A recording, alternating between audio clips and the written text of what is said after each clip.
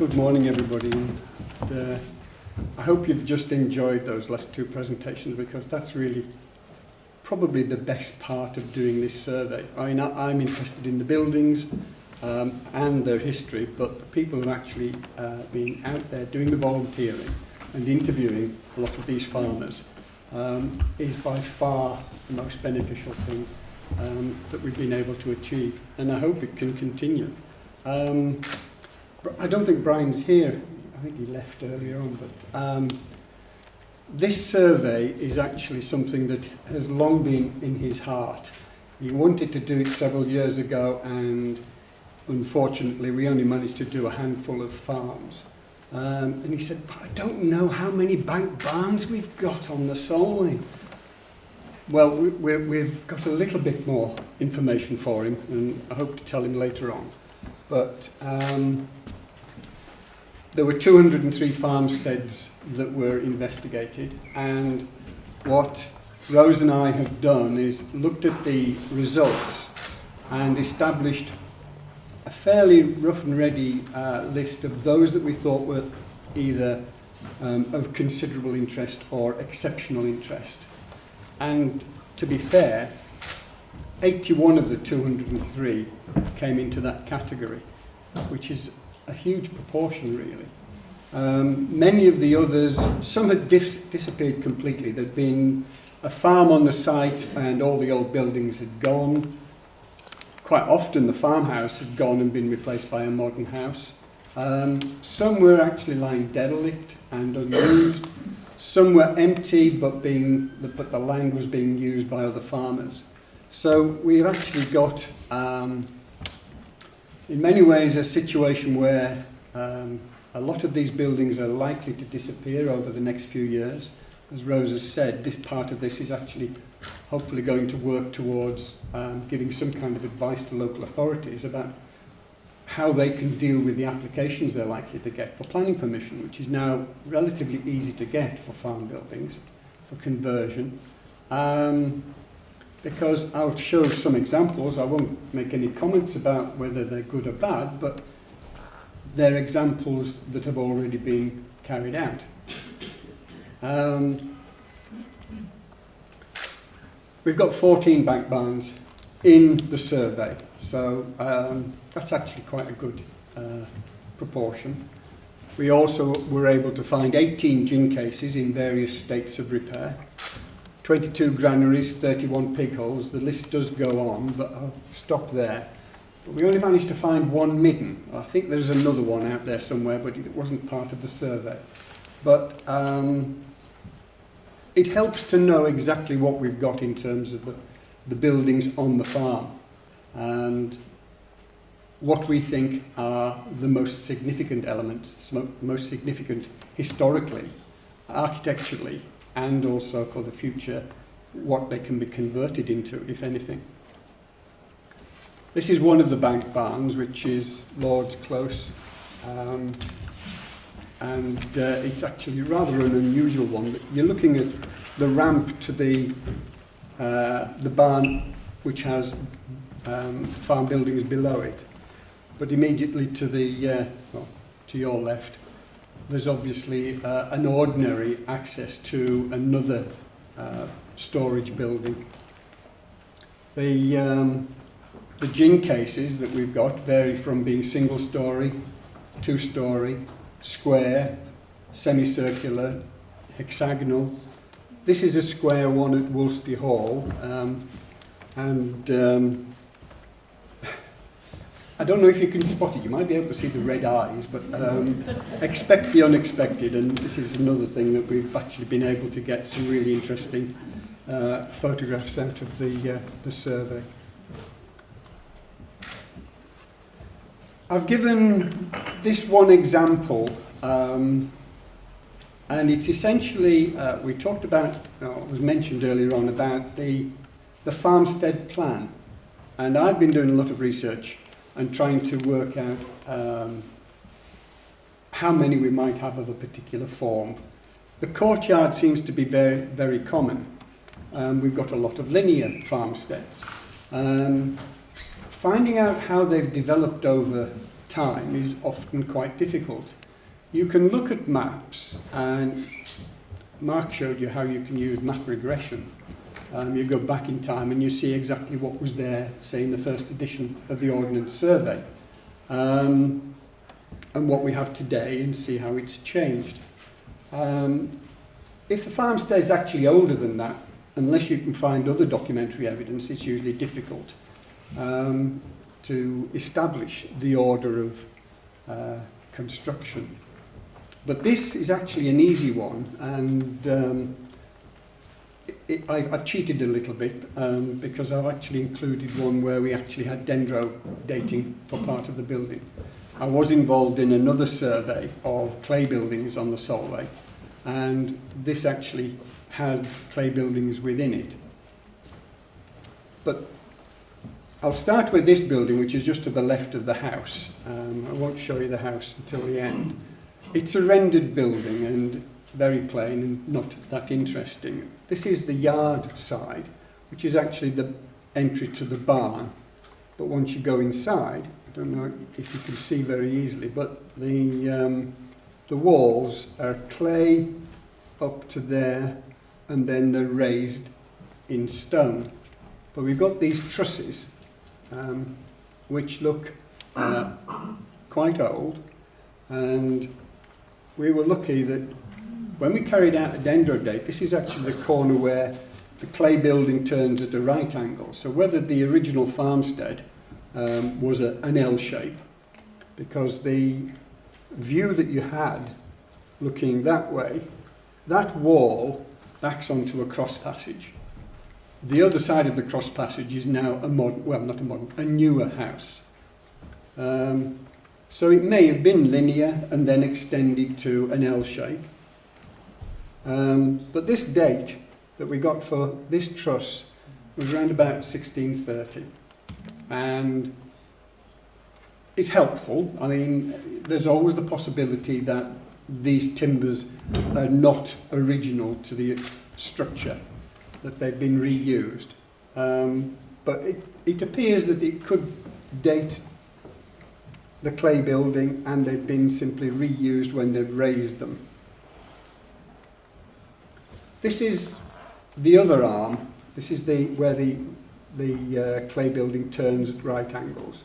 And that section there, and then the end of the wing, is in stone. You can see where it's been raised.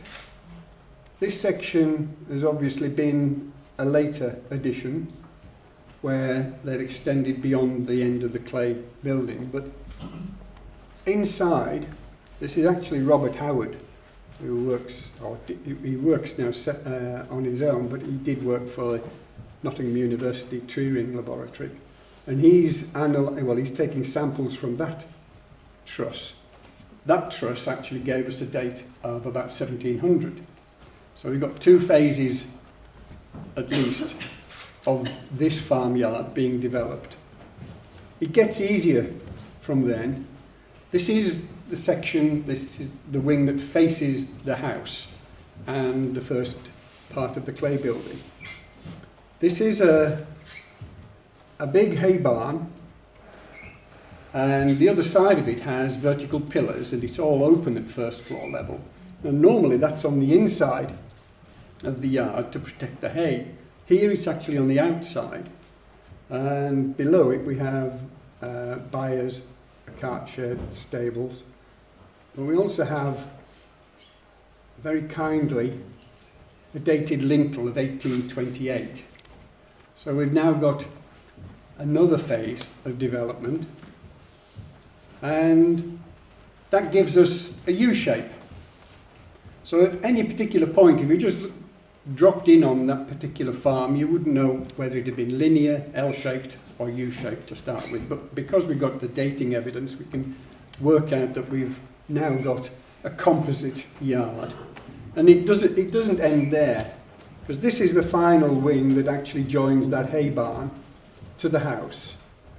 And again, it's hay above and a variety of buildings underneath. Unfortunately, I mean, they've carried on the tradition, obviously, but it's only 11 years on, and they've decided that they'll date that section as well. So we now have a complete courtyard, which is the aim of the early improvers, was to actually create a courtyard farmstead for a variety of reasons. And it leads up to the back of the house. Now, there's a section between the dated bit and the house, sorry, go back, here, that isn't 1839. It appears to have been created as a link between that and what became the new house. And we can only suppose that the old house, with the cross passage that was there, would have been a clay dabbing house. But because these sandstone buildings are actually taking priority, they actually want something a little bit more grand. And that's the farmhouse, and this is the clay barn. And to finish it off, they actually then decided that they should date it. But this was 20 years later. And what I take from that is that it demonstrates how many of the farmers actually on the Solway Plain didn't create brand new farms. They didn't have the capital to do it in one go. But they were probably fairly careful with their money, and that's not changed. But they actually were able to save enough out of their profit in order to be able to develop the farmstead over a period of at least 3 or 4 generations, probably more. Out of the survey that we did, we found 6 that we considered exceptional, but were also at risk. And I've got 2 examples of these. They're slightly different in where the risk comes from. And Jenny's actually shown you, she's stolen my thunder on this one. But she's actually, sorry, not this one, it's the next one. This one is actually, I can show you there, Roger Scuff, right in the middle of Bowness Moss. It sits on a little hill.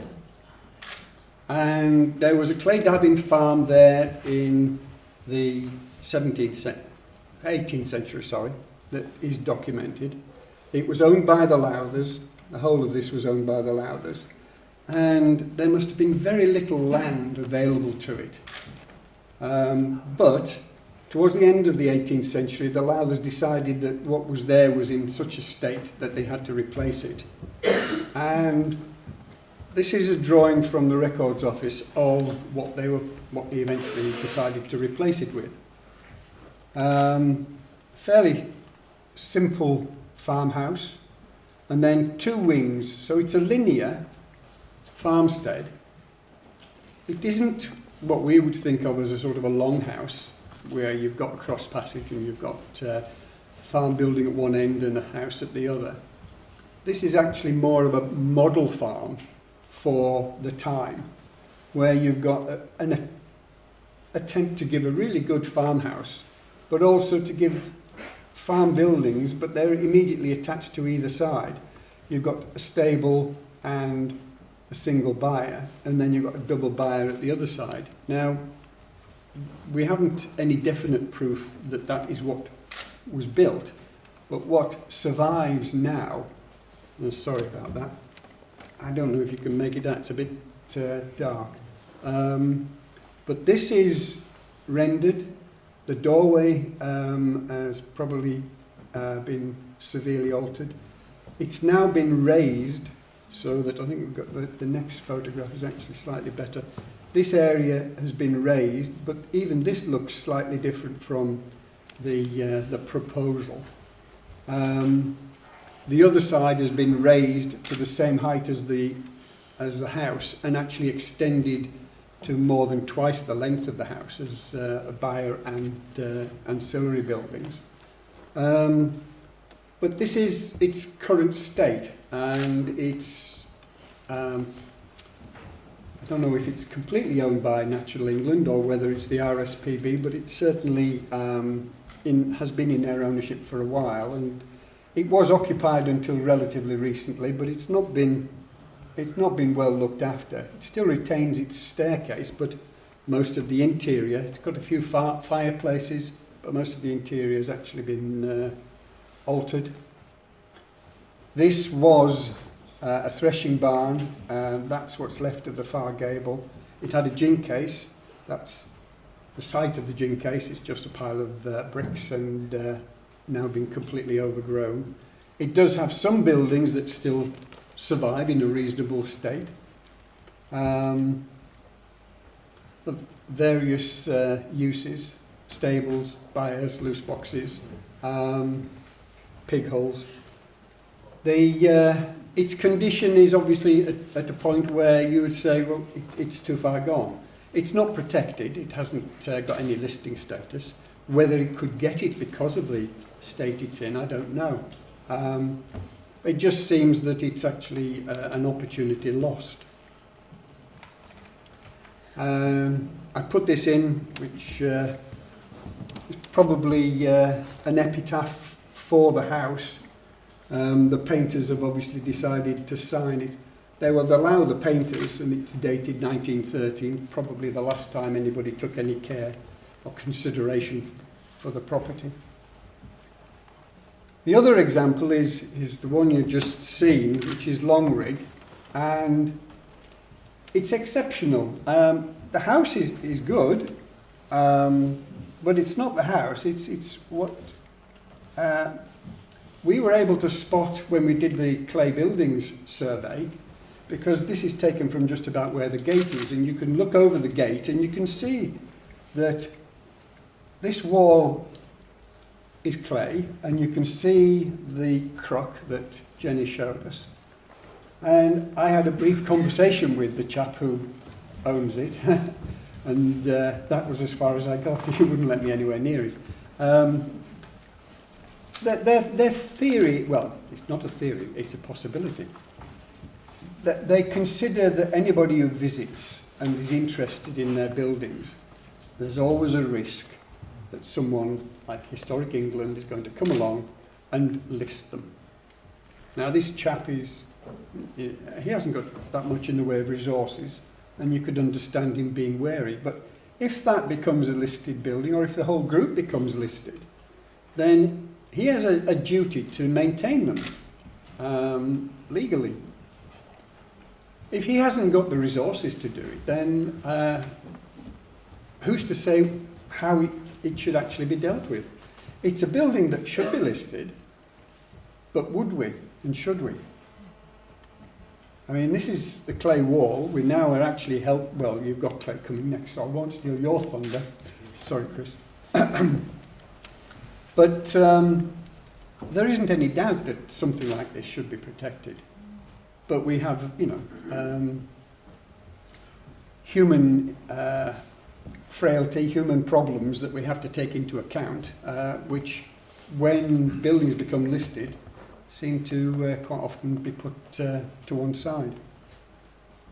So, yes, farmsteads can suffer from poor maintenance, inappropriate treatment, inappropriate repairs, as well as just decay and neglect.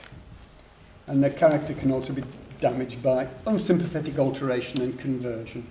And the next few slides are just some examples, and I won't say much, just to actually show you what can and has been done. Farmhouse in the middle, a little bit like Rogerscuff with farm buildings on either side, but all been changed to residential. This is at Allenby, a courtyard that was converted to holiday lets. I'm not sure whether that was originally a rendered building or whether it could even be new, and they've just actually replicated the features. And, well, I think it probably was a barn, because it has a little bit of a porch. But there's, a bit of difficulty to get to the bottom of that one. There's a mention of Longrig and looking at the possibility of that being listed, and that actually probably should be listed, but whether it is another matter. But what happens when you've got a plain building but it's got some outstanding features that may or may not be worth protecting? And I apologise to anybody who's seen these slides before because they are so exceptional and unique. But it is worth pointing out that something like this can be as simple as that. A very basic barn, all of a piece. The trusses have got the same initials as we'll shortly see. Built on a cobble plinth with 18th century bricks. This is a peculiar. I mean, I have no idea what you'd call that as a bond. Because normally you would just simply see these at the top of a wall, little dental courses, underneath the eaves, maybe two. Somebody was just playing games. I can't imagine anything else. They were just practicing, playing. I don't know whether that was cheaper to build because of the way in which it's constructed. I don't think probably it was. It looks as if it probably used more bricks. But that isn't the only unique feature. Here we've got somebody. These are the bulk of the bricks, but somebody here has obviously been doodling. Before the bricks were fired, they were punching little patterns into that one. But it gets better. Somebody obviously decided that we can do more than this. So we have a man and a woman, and they're holding a heart, and there are hearts around these bricks. You can see initials inside the bricks. This is a better version because it's the reverse.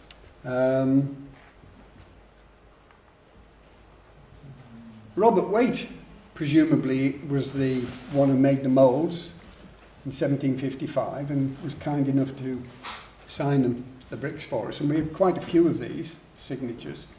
And the reason he included the hearts was it was obviously, well, you can't read that, can you? But it's a little message. Now, if you have a girlfriend or a woman you've got an interest in, would you make a proposal on a brick? I can't imagine it. It's precisely what he's done. Whether he threw it through a window or not, I don't know. But he obviously ended up here. Your consent is my content. I've tried to find him. I can't say that I've succeeded.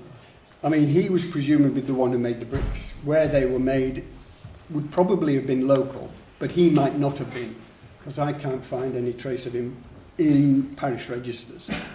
But you saw it's a very simple barn, but it has these built into it. And what should we do? The fact that we've got this unique collection of bricks in a building is from, as far as I'm concerned, outstanding. You know, and that's why this is one of the ones that we consider exceptional, but also at risk. Is that Newton Arnold? Yeah. Yeah. And so, I mean, that's, if I can just ask your consent to end there. Thank you.